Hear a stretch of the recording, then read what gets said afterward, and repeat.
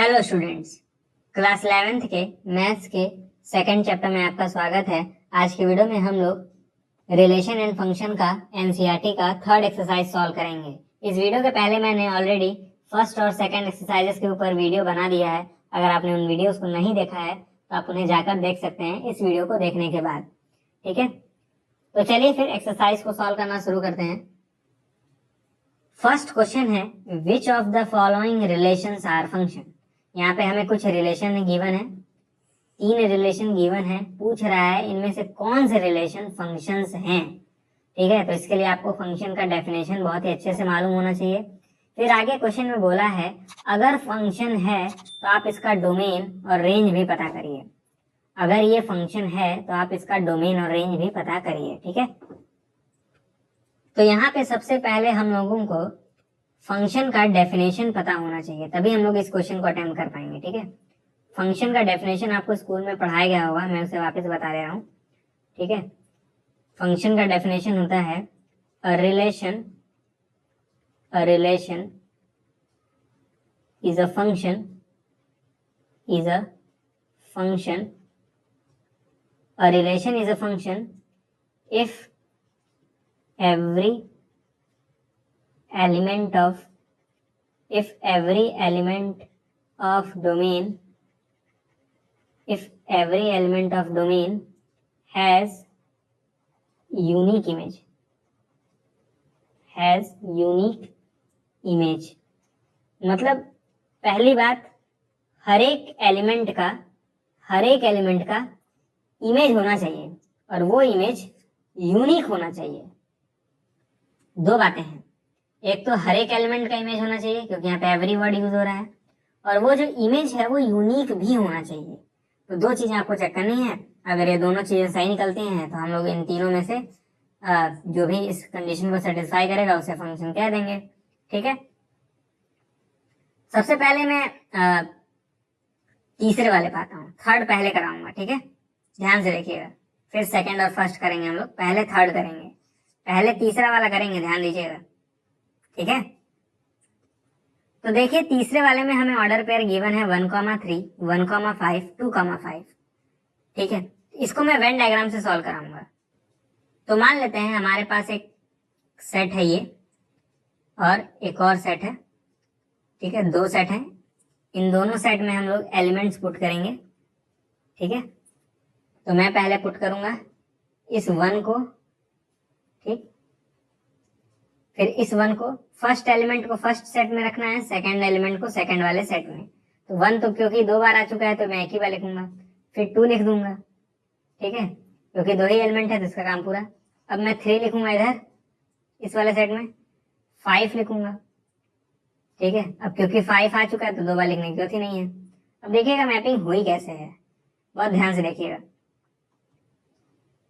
यहाँ पे ये जो 1 है वो 3 से मैप हुआ है, ऐसा क्वेश्चन में बोला है। ध्यान से देखिए, बोला है ना 1 जो है वो 3 से मैप हुआ है, 1 जो है वो 5 से भी मैप हुआ है, ये 1 5 से भी मैप हुआ है, 2 जो है वो 5 से मैप हुआ है, 2 5 से मैप हुआ है। ठीक, इतनी बात आपको समझ आ रही है। आप देख सकते हैं क्वेश्चन में बोला है 1,3 यानी 1 जो है वो 3 से मैप हुआ होगा, फिर बोला है 1,5 यानी ये 1 जो है वो 5 से मैप हुआ होगा, फिर बोला है 2,5 यानी 2 5 से मैप हुआ होगा। तो क्या इस वाले डेफिनेशन को ये जो रिलेशन है वो सेटिस्फाई कर रहा है कि नहीं? अच्छा, आप ये देख सकते हैं हर एक एलिमेंट का इमेज तो है ही, 1 का भी इमेज है, 2 का भी इमेज है, दोनों ही मैपिंग हुए हैं, दोनों ही एलिमेंट मैप्ड हुए हैं। तो ये वाला कंडीशन तो सेटिस्फाई हो रहा है कि every element has a image. अब वो यूनिक है कि नहीं है ये हमें चेक करना है। तो ध्यान से देखिए, 1 3 से भी मैप हो रहा है, 5 से भी मैप हो रहा है, एक ही एलिमेंट 2 लोगों से मैप हो रहा है ना, 1 से भी और 5 से भी, 1 से भी और 5 से भी। तो ये यूनिक वाला क्राइटेरिया तो फेल हो गया, यूनिक इमेज नहीं है, यूनिक नहीं होगा तो हम लोग फंक्शन नहीं कहेंगे। ठीक है, तो तीसरा वाला ये फंक्शन नहीं है, it is not function, it is not function. बात समझ आ रही है आपको? ठीक है, अब हम लोग दूसरा सॉल्व करेंगे, दूसरा याद रखिएगा। ठीक है, तो फिर से मैं 2 सेट बना रहा हूँ, यहाँ पर और एक यहाँ पर। ठीक है, ध्यान से देखिएगा क्या होने वाला है। हमारे पास पहला एलिमेंट है 2, 4, 6, 8, 10, 12, 14। 2 से लेके सारे इवन नंबर 14 तक, तो 2, 4, 6, 8, 10, 12, 14 इतने एलिमेंट हैं। फिर y में कितने हैं? 1, 2, 3, 4, 5, 6, 7। 1, 2, 3, 4, 5, 6, 7। ठीक है, अब देखिएगा मैं इस चीज को मिटा दे रहा हूँ। क्वेश्चन में बोला है 2 1 से मैप हुआ है, 2 1 से मैप हुआ है। ठीक है, तो मैं 2 को 1 से मैप कर दूंगा।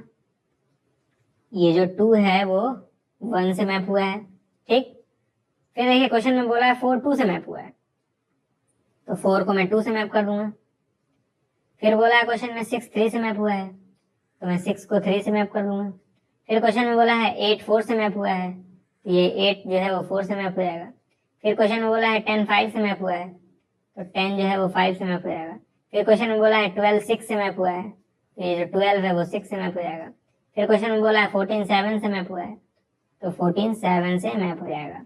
आप क्लियरली देख सकते हैं हर एक एलिमेंट का इमेज तो है, 2 भी मैप हुआ है, 3 भी मैप हुआ है, सॉरी 2 4 6 8 10 12 14 सारे के सारे एलिमेंट मैप तो हुए हैं। तो पहला वाला कंडीशन सेटिस्फाई कि हर एक एलिमेंट का इमेज है। यूनिक इमेज है कि नहीं है ये हमें चेक करना होगा।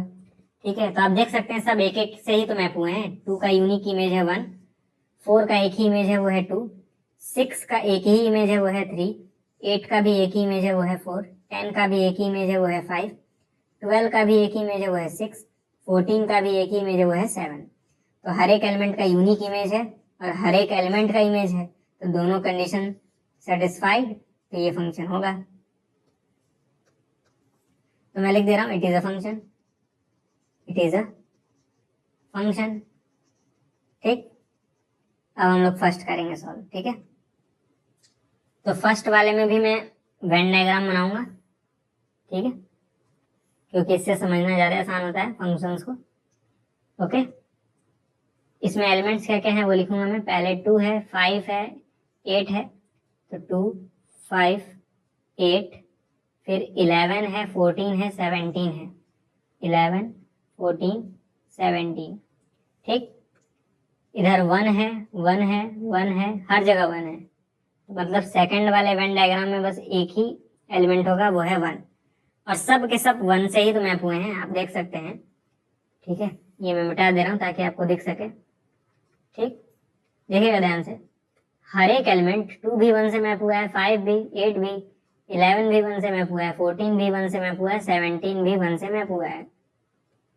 तो मैं ऐसा कह सकता हूँ 2 भी 1 से मैप हुआ है, 5 भी 1 से मैप हुआ है, 8 भी 1 से मैप हुआ है, 11 भी 1 से मैप हुआ है, 14 भी 1 से मैप हुआ है, 17 भी 1 से ही मैप हुआ है।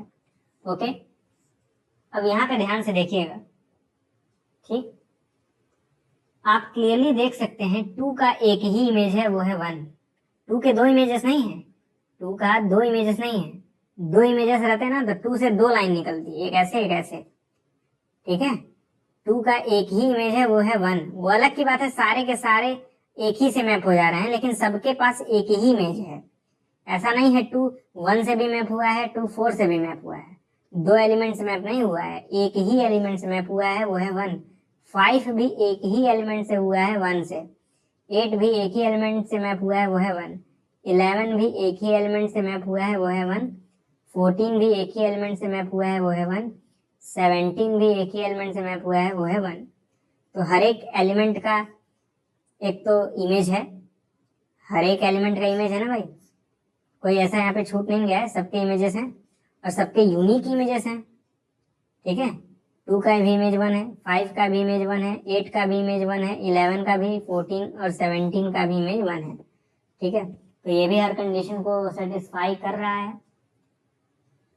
तो ऐसा मैं कह सकता हूँ पहला वाला भी फंक्शन होगा, इट इज अ फंक्शन।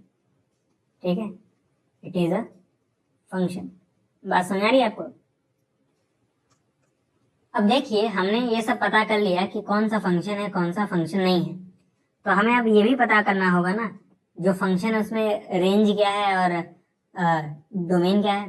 तो क्योंकि पहला और दूसरा वाला ही फंक्शन है तो इन्हीं दोनों में ही बस रेंज और डोमेन निकालना है। ठीक है, तो सबसे मैं पहले वाले के लिए डोमेन निकालूंगा।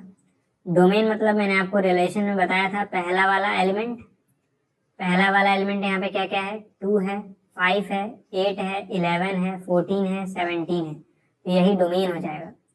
2 है, 5 है, 8 है, 11 है, 14 है और 17 है, यही आपका डोमेन हो जाएगा। रेंज लिखने के लिए हम लोग दूसरा वाला एलिमेंट लिखते हैं, और क्योंकि यहाँ पे ध्यान से देखिएगा, बहुत ही ध्यान से, यहाँ पे बस दूसरा वाला एलिमेंट सिर्फ और सिर्फ 1 ही है हर जगह, तो मैं रेंज में बस एक ही एलिमेंट लिखूंगा, वो है 1। ठीक है, तो पहला वाले का मैंने रेंज और डोमेन निकाल लिया। अब दूसरे वाले की बारी। ठीक है, दूसरे वाले में पहला एलिमेंट क्या है, 2, 4, 6, 8, 10, 12, 14। ठीक,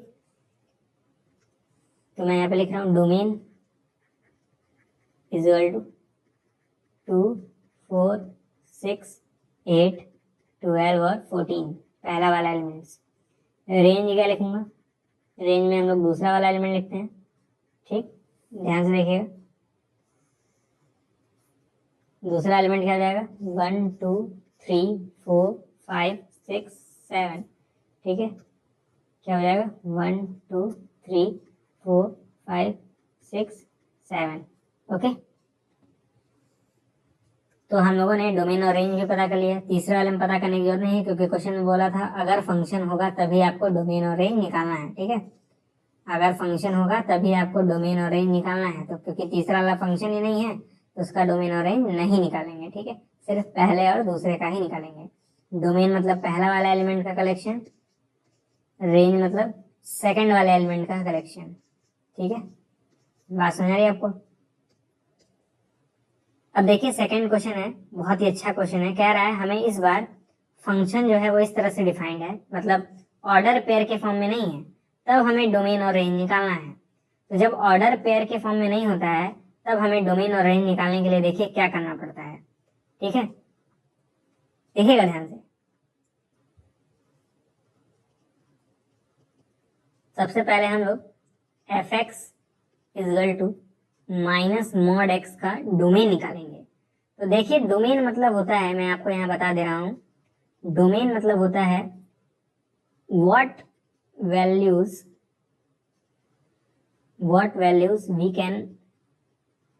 we can give to x, मतलब इस x के जगह मैं कौन कौन सी वैल्यू रख सकता हूँ। ध्यान से सुनिएगा, इस x के जगह इस फंक्शन में इस x के जगह मैं क्या क्या रख सकता हूँ, वही डोमेन हो जाता है। ठीक है, देखिएगा, तो एक बात बताइए, मैं इस x के जगह कुछ भी रख दूं तो कोई दिक्कत आ जाएगी? बताइए, फंक्शन में कोई दिक्कत आ जाएगी? फिर से बोल रहा हूँ, इसको मैं मिटा दे रहा हूँ, फिर से अपनी बात बताऊंगा। मैं बोल रहा हूँ कि अगर मैं इस फंक्शन में इस x के जगह कुछ भी रख दूं, मतलब कोई सा भी रियल नंबर रख दूं, क्योंकि रियल वैल्यू फंक्शन की बात हो रही है। ठीक है, तो मैं इस x के जगह कुछ भी रख सकता हूँ, एनी रियल नंबर, कोई सा भी रियल नंबर रख सकता हूँ। ऐसा मैं कह सकता हूँ हर एक रियल नंबर रख सकता हूँ मैं इस x के जगह, हर एक रियल नंबर। तो जो डोमेन है जो आपका, वो हो जाएगा r। डोमेन क्या हो जाएगा, r। ठीक है, डोमेन हो जाएगा आपका r, मतलब क्योंकि इस x के जगह आप कोई सा भी रियल नंबर रख सकते हैं, एनी रियल नंबर। मेरी बात समझ आ रही है आपको? आप इस x के जगह कोई सा भी रियल नंबर रख सकते हैं, फंक्शन को कोई दिक्कत नहीं होगी। ठीक है, तो ये डोमेन हो गया। अब देखिएगा रेंज कैसे निकालते हैं। रेंज निकालना एक आर्ट होता है, और ये अगर आप नहीं सीखेंगे तो आपको अगले साल दिक्कत होगी फिर। ठीक है, अच्छा, रेंज मतलब होता है, ध्यान से देखिएगा, क्वेश्चन क्या है, क्वेश्चन है fx equal to minus mod x। काम करिए ना, इस fx को y सपोज कर लीजिए, मतलब इस fx के जगह y मान लीजिए, तो y equal to minus mod x हो जाएगा। अब हमें देखना है इस y की क्या क्या वैल्यू आ सकती है। ठीक है, तो डोमेन मतलब अगर देखना था हमें कि x की जगह क्या क्या रख सकते हैं, तो हम लोग रेंज में देखेंगे कि y की वैल्यू क्या क्या आ सकती है। इस y की वैल्यू क्या क्या आ सकती है यही हम लोग देखेंगे। ओके, तो देखिएगा ध्यान से, बहुत ही ध्यान से। आप लोगों ने एक चीज पढ़ा होगा कि जो मॉड x है वो हमेशा 0 या फिर 0 से बड़ा होता है, ये आपने पढ़ा होगा। सही बात है, जो मॉड x है वो हमेशा 0 या 0 से बड़ा होता है, पॉजिटिव होता है, ऐसा मैं कह सकता हूँ। ठीक है, लेकिन क्वेश्चन में माइनस मॉड x की बात हो रही है, क्वेश्चन में माइनस मॉड x की बात हो रही है। ठीक है, तो आप लोगों ने इनइक्वालिटीज में शायद पढ़ा होगा कि जब मैं इस मॉड x के आगे अगर माइनस लगा दूं, यानी दोनों साइड माइनस से मल्टीप्लाई कर दूं, तो ये जो पहली वाली इनइक्वालिटी है वो रिवर्स हो जाती है। ठीक है, मैंने क्या किया है, मल्टीप्लाई किया है दोनों ही साइड बाय माइनस। तो जब माइनस से मल्टीप्लाई करते हैं ना, तो ये जो ग्रेटर देन इक्वल टू था वो लेस देन इक्वल टू में चेंज हो जाता है, और फिर इस x के आगे तो ऑब्वियस बात है माइनस लग जाएगा। 0 के आगे माइनस लगाने की जरूरत ही नहीं है, मैंने बेसिकली यहाँ पे माइनस लगाया है, यहाँ पे भी दोनों ही साइड माइनस लगाया है, तो यहाँ पे तो माइनस मॉड x हो जाएगा, लेकिन ये तो 0 ही रहेगा। लेकिन जब दोनों ही साइड माइनस लगाते हैं तो ये जो ग्रेटर देन इक्वल टू का साइन है वो लेस देन के इक्वल टू के साइन में आ जाता है। ठीक है, अब देखिएगा क्या हुआ है, ध्यान से देखिएगा, बहुत ध्यान से। आपने माइनस मॉड x को y माना था, ठीक है, तो इस माइनस मॉड x के जगह मैं y रख सकता हूँ, तो ये हो जाएगा y is less than equal to 0। तो मैं ऐसा कह सकता हूँ जो y है उसकी वैल्यू 0 या फिर 0 से छोटी होगी। ठीक है, इस वाले कंडीशन से क्या निकला, हमें क्या प्राप्त हुआ कि y की वैल्यू जो होगी वो पक्का 0 या फिर 0 से छोटी होगी। तो मैं ऐसा कह सकता हूँ जो आपका रेंज होगा, क्योंकि रेंज मतलब y की क्या क्या वैल्यू आ सकती है, वो ये होगी minus infinity comma 0 close interval. इसी का मतलब होता है ना y is less than equal to 0, 0 से छोटा। अब कितना छोटा है, तो बहुत ही छोटा हो सकता है, इसलिए मैंने माइनस इन्फिनिटी लगा दिया। ठीक है, अब 0 पे ये क्लोज वाला साइन क्यों लगाया, क्योंकि यहाँ पे इक्वल का साइन है। ठीक है, ये सब आपने पढ़ा होगा। ठीक है, y 0 या 0 से छोटा है तो हम लोग ऐसे लिखेंगे minus infinity comma 0 close interval. ठीक है, या फिर आप इसे दूसरे तरीके से भी लिख सकते हैं। देखिएगा, अगर आपने इंटरवल नहीं पढ़ा है अभी तक क्लास 11th में, तो आप इसे ऐसे भी लिख सकते हैं, रेंज होगा y such that y is less than equal to 0। ठीक है, मतलब ऐसे y लेने हैं जो कि 0 या फिर 0 से छोटे हों। ठीक है, क्योंकि हमें कंडीशन क्या मिला है, y is less than equal to 0। अगर आपको ये बात नहीं समझ आ रही है तो आप ये वाला तो समझ ही रहे होंगे। ठीक है, मैंने बस रोस्टर फॉर्म से, सॉरी सेट बिल्डर फॉर्म में लिख दिया है। ठीक है, ये इंटरवल फॉर्म है, अगर आपको ये नहीं पता है तो आपको चिंता करने की कोई जरूरत नहीं है, आप इसी वाले तरीके से कर सकते हैं। ठीक है, रेंज मतलब आप y की क्या क्या वैल्यू रख सकते हैं, याद रखिएगा। डोमेन मतलब आप x की क्या क्या वैल्यू रख सकते हैं, और रेंज मतलब आप y की जगह क्या क्या रख सकते हैं। ठीक है, मतलब y की वैल्यूज क्या क्या आ सकती हैं यही हमें देखना है। डोमेन में x के बारे में चेक करना है, रेंज में y के बारे में, y मतलब fx के बारे में। ठीक है, तो मैं कुछ चीजें मिटा दे रहा हूँ, तब आप नोट करिएगा। ठीक है, फिर कंफ्यूजन हो जाएगा हुआ क्या है। ठीक, अब आप नोट कर सकते हैं। अब हम लोग दूसरा क्वेश्चन सॉल्व करेंगे। ठीक है, अब देखिए दूसरे वाले पार्ट में हमें जो फंक्शन गिवन है fx इक्वल टू, वो है रूट 9 माइनस एक्स स्क्वायर, और शायद आपने रूट फंक्शन के बारे में पढ़ा होगा। मैं आपको बता दे रहा हूँ रूट फंक्शन के बारे में। ठीक है, रूट फंक्शन के बारे में मैं आपको बता दे रहा हूँ। ठीक है, रूट फंक्शन में ये होता है रूट एक्स होता है, तो ये जो अंदर वाला है वो हमेशा 0 या फिर 0 से बड़ा ही होना चाहिए। ठीक है, अंदर वाला 0 या फिर 0 से हमेशा बड़ा ही होना चाहिए, ये आपने पढ़ा होगा। ठीक है, और ये जो रूट एक्स है वो हमेशा 0 या 0 से बड़ा होता है, ये भी आपने पढ़ा होगा। ये दो चीजें आपने रूट फंक्शन के बारे में पढ़ी होंगी। ओके, तो मैं ये मान के चलता हूँ आपने ये दो चीजें पढ़ी हैं। ये जो अंदर वाला चीज होता है वो 0 या फिर 0 से बड़ा होता है, और ये जो ओवरऑल होता है यानी रूट एक्स वो हमेशा 0 या फिर 0 से बड़ा होता है। ठीक है, तो इन दोनों चीजों का मैं यूज करूंगा रेंज और डोमेन निकालने के लिए। तो सबसे पहले हम लोग डोमेन निकालेंगे। ठीक है, डोमेन मतलब x की जगह क्या क्या रख सकते हैं। ठीक है, इस x की जगह हम लोग क्या क्या रख सकते हैं। तो अभी आपने देखा क्योंकि ये एक रूट फंक्शन है, ये जो है वो एक रूट फंक्शन है, रूट फंक्शन में जो अंदर वाला होता है, अंदर वाला चीज, वो हमेशा 0 या फिर 0 से बड़ा होता है। तो अंदर कौन है इस बार? अंदर 9 माइनस एक्स स्क्वायर है। रूट के अंदर 9 माइनस एक्स स्क्वायर है। तो मैं ऐसा कह सकता हूँ, देखिएगा ध्यान से, क्या मैं ऐसा कह सकता हूँ कि जो 9 माइनस एक्स स्क्वायर है वो 0 या फिर 0 से बड़ा होगा? मैंने क्या बताया था? अंदर वाली चीज हमेशा 0 या फिर 0 से बड़ी होती है। तो 9 minus x square is greater than equal to 0। ठीक है, अब देखिएगा, माइनस एक्स स्क्वायर मैं इधर लेके आऊंगा तो ये हो जाएगा 9 ग्रेटर देन एक्स स्क्वायर। इसे मैं उल्टा करके लिख दे रहा हूँ, x square is less than equal to 9। ठीक है, इसको मैंने उल्टा करके लिखा है, यानी एक्स स्क्वायर पहले। ठीक है, क्योंकि एक्स स्क्वायर के तरफ लेस देन का साइन था तो मैंने लेस देन का साइन ही लगाया है। आपको लग रहा होगा कि ये उल्टा कर दिए हैं, लेकिन उल्टा नहीं हुआ है, ध्यान से देखिए। ये जो लेस देन का साइन है वो अभी भी एक्स के तरफ ही है। ठीक है, तो चेंज कुछ भी नहीं हुआ है, बस मैंने इसको पलट के लिख दिया है। फिर से मैं समझा रहा हूँ क्या हुआ है। ठीक है,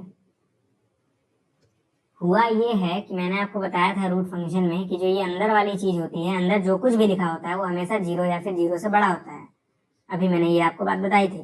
तो लेकिन इस बार क्वेश्चन में 9 माइनस एक्स स्क्वायर है रूट के अंदर, 9 माइनस एक्स स्क्वायर है।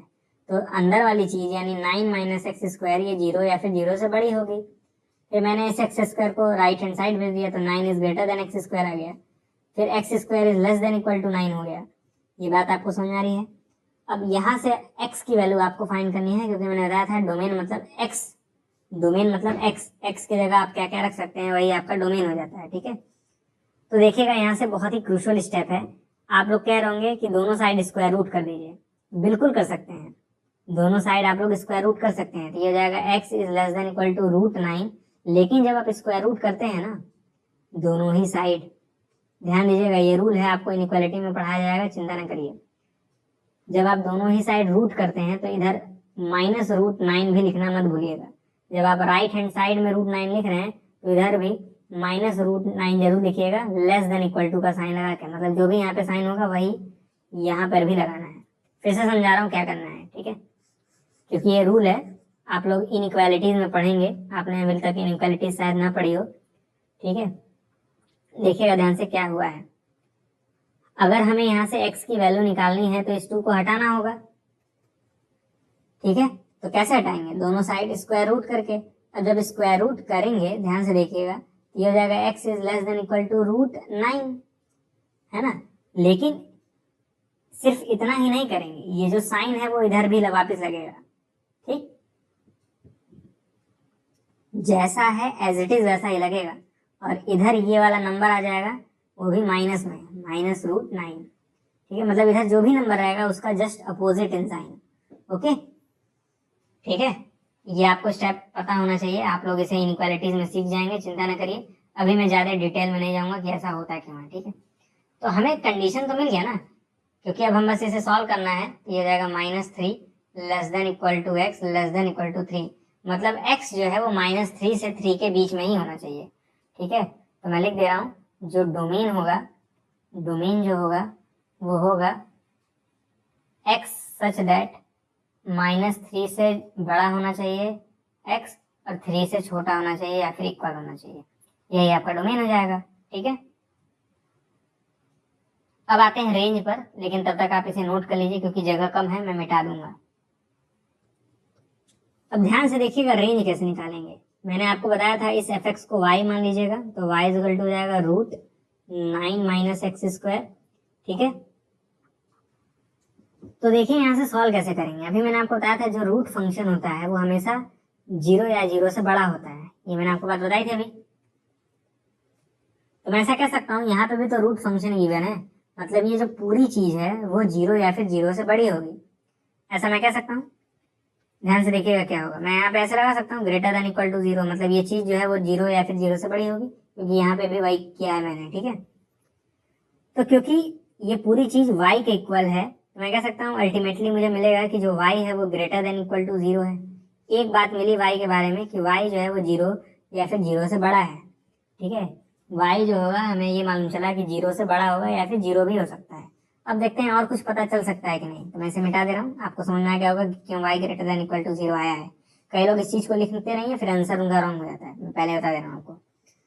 मैंने क्या बताया था आपको, रेंज निकालने के लिए आप देखेंगे कि y की जगह मैं क्या क्या रख सकता हूँ, है ना।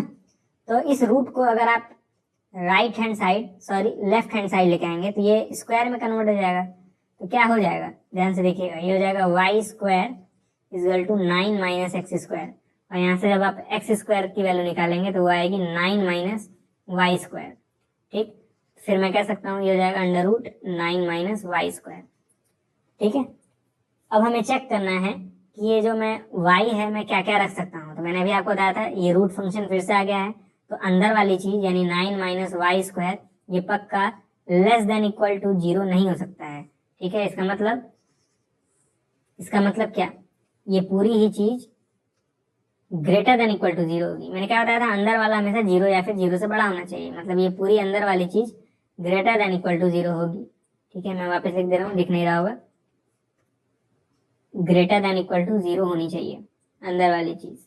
ठीक है, तो फिर वाई स्क्वायर को उधर भेजेंगे, अभी हमने किया था। तो ये हो जाएगा y square less than equal to 9। ये सब अभी हम लोग किए हैं। ठीक है, अब देखिएगा क्योंकि हमें मिला है y square less than equal to 9, तो अभी आपने देखा था हम लोग दोनों साइड रूट लगाते हैं। तो ये जाएगा y is less than equal to root 9। मैंने आपको बताया था जो भी साइन यहाँ पे रहे, है ना, वो वापस यहाँ आ जाता है जब हम लोग स्क्वायर रूट करते हैं। तो स्क्वायर रूट जब करते हैं तभी ऐसा होता है, याद रखिएगा। ठीक है, जो भी यहाँ पे साइन था वो वापस यहाँ पे आ जाएगा और फिर यहाँ पे हम लोग लिख देंगे माइनस रूट 9। मतलब जो भी यहाँ पे लिखा था बस उसका अपोजिट साइन करके यहाँ पे लिख देंगे। तो जाएगा -3 less than y less than equal to 3। ठीक है, तो हमें मिला जो y है वो -3 से बड़ा होना चाहिए और 3 से छोटा होना चाहिए। लेकिन हम लोगों ने एक कंडीशन और निकाला था, ठीक है, कि जो y है वो ग्रेटर देन इक्वल टू 0 भी होना चाहिए। यानी जो y है वो 0 या फिर 0 से बड़ा भी होना चाहिए। ठीक है, तो मैं कह सकता हूँ अल्टीमेटली कि y जो है वो 0 से बड़ा होगा लेकिन 3 से छोटा होगा। देखिएगा मैं कैसे ये लिख रहा हूँ। ये एक समझिए नंबर लाइन है, यहाँ पे 0 है, यहाँ पे 3 है, यहाँ पे -3 है। तो पहले हमें मिला था कि जो y है वो -3 से 3 के बीच में होगा, यानी ये रीजन। और सबसे पहले हमें मिला था कि जो y है वो 0 से बड़ा होना चाहिए। 0 से बड़ा मतलब मैं कह सकता हूँ कि ये रीजन, 0 से बड़ा मतलब ये रीजन।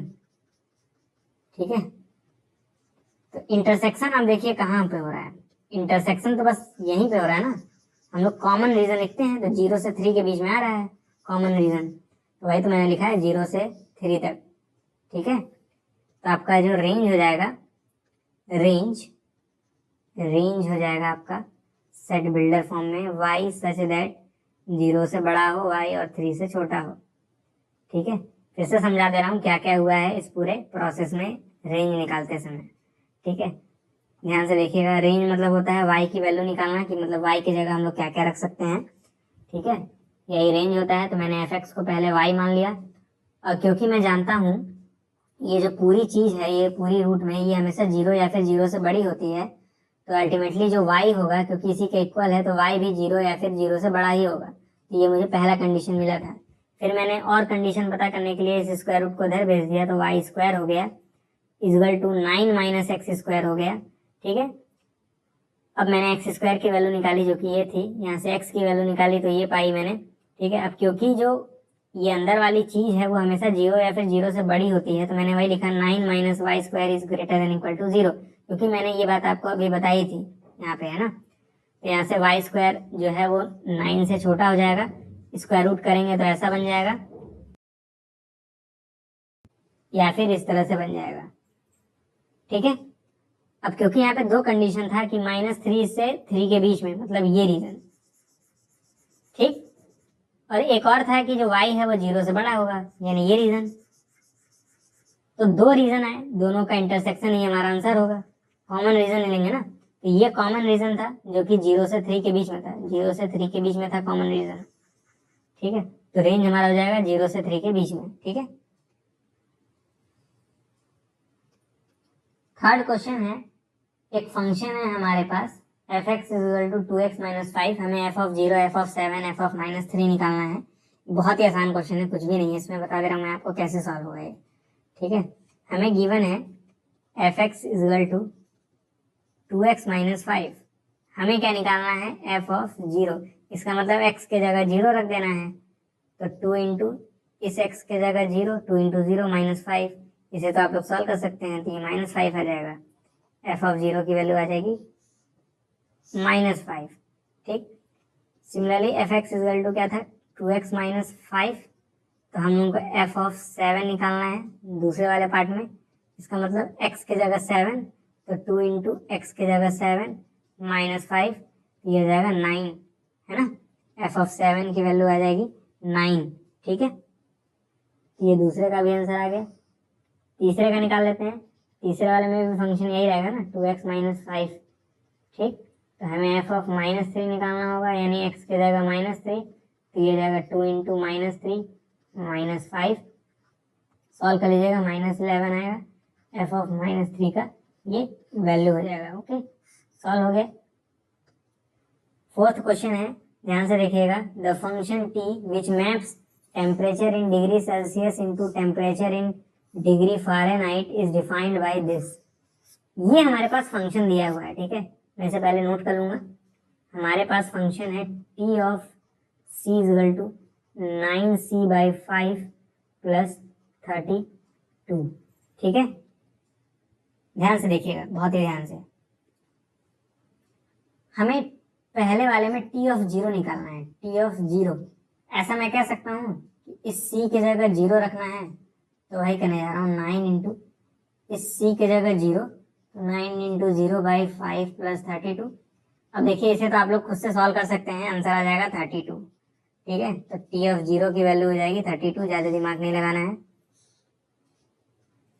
ठीक है, अब फिर हमें t ऑफ 28 भी निकालना है, तो मैं पहले t ऑफ c की वैल्यू लिख लेता हूँ, जो कि है 9c/5 प्लस 32। ठीक है, तो हमें निकालना है t ऑफ 28, मतलब क्या, c की जगह हमें 28 रखना है। ठीक है, तो 9 इंटू c की जगह हमें 28, तो 9 इंटू 28 डिवाइडेड बाई 5 प्लस 32। ठीक है, इसे आप लोग खुद से सॉल्व कर लीजिएगा। ठीक है, ये जोड़ सकते हैं आप, मल्टीप्लाई डिवाइड कर सकते हैं, आपका आंसर आ जाएगा 412/5। ठीक है, एडिशन तो आप कर सकते हैं ना। ठीक है, अब हम लोग तीसरा निकालेंगे, t ऑफ -10। t ऑफ -10 मतलब क्या, ध्यान से देखिएगा। t ऑफ -10 मतलब इस c के जगह -10 रखना है, c के जगह -10 रखना है। सही बात है, मैं रखूंगा 9 इंटू इस c के जगह -10। ठीक है, ये जाएगा 9 इंटू -10 डिवाइडेड बाई 5 प्लस 32। ठीक है, ये 5 से 2 बार में कट जाएगा, -2 हो जाएगा। 9 -2 मल्टीप्लाई होगा तो -18 प्लस 32। सॉल्व करेंगे तो यह आ जाएगा 14। ठीक है, तो t ऑफ -10 की वैल्यू हुई 14। ये नोट कर लीजिए, अब क्योंकि मैं फोर्थ पार्ट सॉल्व कराऊंगा, इससे सबसे पहले नोट कर लीजिए कॉपी में, मैं मिटाने जा रहा हूँ। तो अब last part, the value of c when t of c is equal to 212। ध्यान से देखिएगा, इसे मैं सॉल्व कैसे करूंगा। हमें एक्चुअली c की वैल्यू निकालनी है, वैल्यू ऑफ c निकालनी है। ठीक है, ध्यान से देखिएगा मैं कैसे सॉल्व करूंगा। हमें क्वेश्चन में दिया है t of c is equal to 212, हमें c की वैल्यू फाइंड करनी है। अब ध्यान से देखिए, t ऑफ c के बारे में हमें पता है। t ऑफ c मतलब ये 9c/5, 9c/5 plus 32 is equal to 212। तो मैंने क्या किया, मैंने t ऑफ c की वैल्यू पुट कर दी, जो कि क्वेश्चन में गिवन थी, है ना। अब देखिएगा मैं क्या करूँगा, सॉल्व करूँगा, सिंपल। और क्या करूँगा, ये जाएगा 9c/5 212 माइनस 32। ठीक है, माइनस करेंगे तो 180 आएगा, है ना। 9c/5, 9 से ये 20 टाइम्स में कट जाएगा, c की वैल्यू 100 आ जाएगी। ठीक है, लीनियर इक्वेशन है, सिंपल वाला, सॉल्व कर सकते हैं आप लोग। ठीक है, तो c की वैल्यू 100 आ गई, यही हमारा आंसर होगा। ठीक है, अब आज का आखिरी क्वेश्चन है, find the range of the following function. ठीक है, हमें क्या करना है, रेंज निकालना है। ठीक, हमें रेंज निकालना है इन सब का। रेंज मतलब मैंने आपको बताया था, रेंज मतलब वाई की वैल्यू और कुछ नहीं। ठीक है, सबसे पहले फर्स्ट वाले पार्ट में दिया है एफ एक्स जो है वो है 2 - 3x। ठीक है, और एक कंडीशन भी दिया है कि x जो है वो 0 से बड़ा होना चाहिए, x जो है वो 0 से बड़ा होना चाहिए। ठीक है, देखिएगा मैं कैसे निकालूंगा। मैंने बताया था आपको रेंज के लिए एफ एक्स को क्या करिएगा, y मान लीजिएगा, तो y इज टू 2 - 3x। अब ध्यान से देखिएगा, बहुत ही ध्यान से, x जो है वो 0 से बड़ा है, यही मेरा वो इनिशियल स्टेप होगा। तो बताइए, अगर मैं 3 से दोनों ही साइड मल्टीप्लाई कर दूं, मैं क्या करूं, मल्टीप्लाई करूं दोनों ही साइड 3 से, मल्टीप्लाई बाई 3, देखिए क्या हो जाएगा, ये हो जाएगा 3x ग्रेटर देन 0, क्योंकि 3 से 0 को मल्टीप्लाई करेंगे तो 0 ही आएगा। अब लेकिन 3x के आगे मुझे माइनस लगाना है, ऐसा क्वेश्चन में मुझे दिख रहा है, तो मैं यहाँ पे अगर माइनस लगाऊंगा, यहाँ पे माइनस लगाऊंगा तो साइन उल्टा हो जाता है बीच वाला। ठीक है, तो मैं क्या करूंगा, नेगेटिव से मल्टीप्लाई करने जा रहा हूँ, नेगेटिव से मल्टीप्लाई करने जा रहा हूँ। ठीक है, तो ये हो जाएगा -3x। अब ये जो ग्रेटर देन का साइन था वो लेस देन में आ जाएगा, और फिर यहाँ पे 0 आ जाएगा। 0 के आगे माइनस नहीं लगाया जाता है, तो मैं ऐसे ही छोड़ दूंगा। अब देखिए 2 भी है, तो मैं 2 दोनों साइड ऐड करूंगा, एडिंग 2 बोथ साइड्स। देखते हैं मैं क्या मिलता है 2 ऐड करने से। तो यहाँ पे 2 ऐड करेंगे तो 2 - 3x, और यहाँ पे 2 ऐड करेंगे तो 0 + 2 यानी 2 ही आएगा। ठीक है, तो मैं टाक लिख दे रहा हूँ 2। अब देखिएगा ध्यान से, 2 - 3x क्या था, y था ना, तो मैं यहाँ पे लिख दूंगा y < 2। इस 2 - 3x की जगह मैंने y लिख दिया और कुछ नहीं किया है। ठीक है, तो मुझे कंडीशन मिल गया y के ऊपर, मतलब y की जगह मैं क्या क्या रख सकता हूँ, ये मुझे कंडीशन में मिल गया है।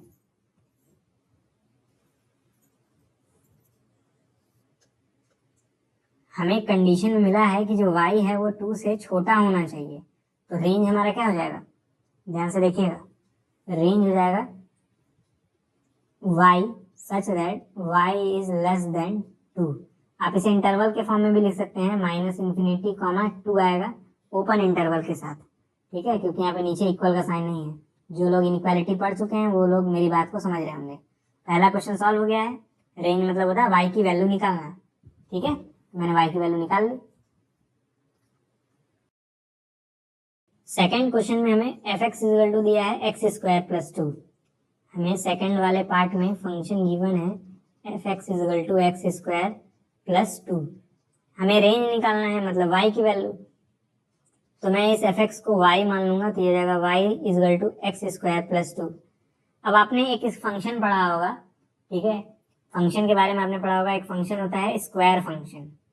स्क्वायर फंक्शन हम लोग x² से डिनोट करते हैं, और ये जो x² है ना, ये हमेशा 0 या फिर 0 से बड़ा होता है। x² is always greater than equal to 0। तो हम लोग इसी बात का फायदा उठाएंगे, हम लोग लिखेंगे नोट करके, NOTE x² is always greater than equal to 0। मैं क्या करूंगा, दोनों ही साइड +2 करूंगा। ठीक है, तो ये जाएगा x² + 2 greater than equal to 0 + 2। ठीक है, दोनों ही साइड देखिए ध्यान से, मैंने 2 जोड़ दिया है, तो जाएगा x² + 2 greater than equal to 0 + 2 करने पे 2 ही आएगा। और ये जो x² + 2 है, ये एक्चुअली देखिए ध्यान से y ही तो है, तो मैं इसकी जगह y लिख दूंगा, y greater than equal to 2 आ जाएगा। हमें y पे कंडीशन मिल जाएगा कि y की वैल्यू 2 या 2 से बड़ी होगी। ठीक है, हमें कंडीशन मिल गई, अब तो कुछ करना ही नहीं है ना। ये नीचे वाले एरोज में मिटा दे रहा हूँ ताकि आपको सही से दिखे हर चीज। हमें कंडीशन क्या मिला, y जो है वो 2 या फिर 2 से बड़ा होना चाहिए, तो रेंज जो हो जाएगा, रेंज, ठीक है, ये हो जाएगा आपका y such that y is greater than equal to 2। ठीक है, या फिर हम इसे अगर इंटरवल के फॉर्म में लिखें तो ये हो जाएगा क्लोज टू +∞ ओपन। 2 से बड़ा यानी 2 से लेकर इन्फिनिटी तक, है ना। क्लोज इसलिए लगा क्योंकि नीचे इक्वल का साइन आया है। बात समझ आ रही है आपको, आसान सा क्वेश्चन था। अब आज का एकदम last part f x equal to x है। ठीक है, हमें यहाँ पे रेंज निकालना है। ओके, अब देखिएगा, बहुत ही ध्यान से देखिएगा, थोड़ा सा ये टफ हो सकता है लेकिन है नहीं। F x equal to x given है थर्ड वाले पार्ट में, बात सही है, ठीक है, सही है।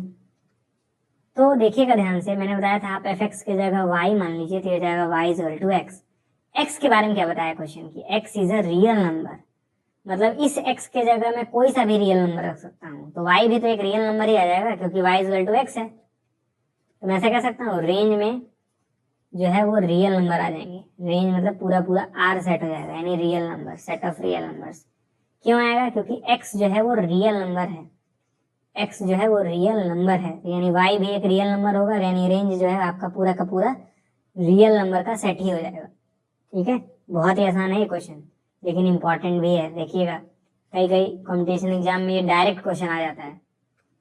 ठीक है, तो मैंने आज सारे क्वेश्चंस करा दिए, टोटल 5 ही क्वेश्चंस थे नए वाले सिलेबस के अकॉर्डिंग इस वाले एक्सरसाइज में। अगर आपको आज के वीडियो में कुछ डाउट पूछना होगा तो आप मुझे टेलीग्राम चैनल पे